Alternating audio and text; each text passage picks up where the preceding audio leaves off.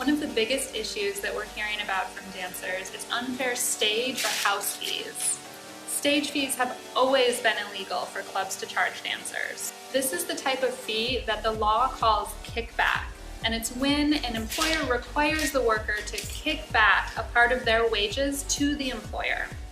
Kickbacks are prohibited under federal law by the Fair Labor Standards Act if they cause dancers' pay to drop below minimum wage, and that pay cannot include the dancers' tips. Likewise, California labor law prohibits kickbacks that reduce the employee's payments below the agreed upon wage payment that they set with the employee that they promised, which is at least California minimum wage. California labor law is also really clear that employers can't require an employee to pay a portion of their minimum wage.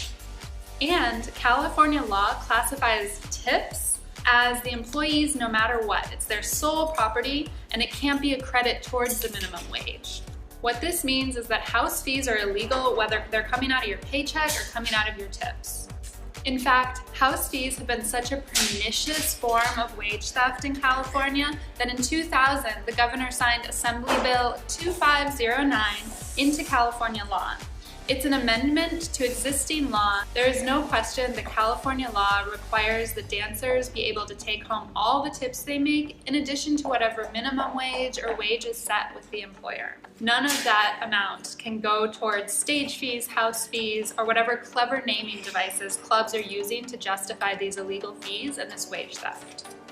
So there are a lot of different things you can do to fight back against these illegal stage fees or house fees. You can take legal action against your club. You can organize an action with other dancers around the stage fee and collectively refuse to pay it, or collectively approach your employer and tell them that you're not going to pay it anymore. You can file a class action with your club to say that these fees are illegal and recuperate what's already been taken from you.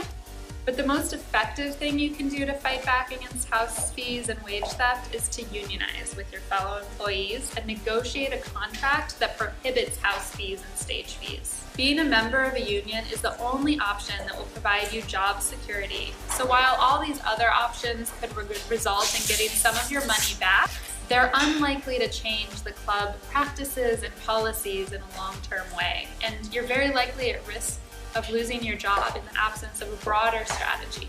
What protects unionized workers is something called just cause firing, which means that their employers can't fire them without a legitimate reason for doing so.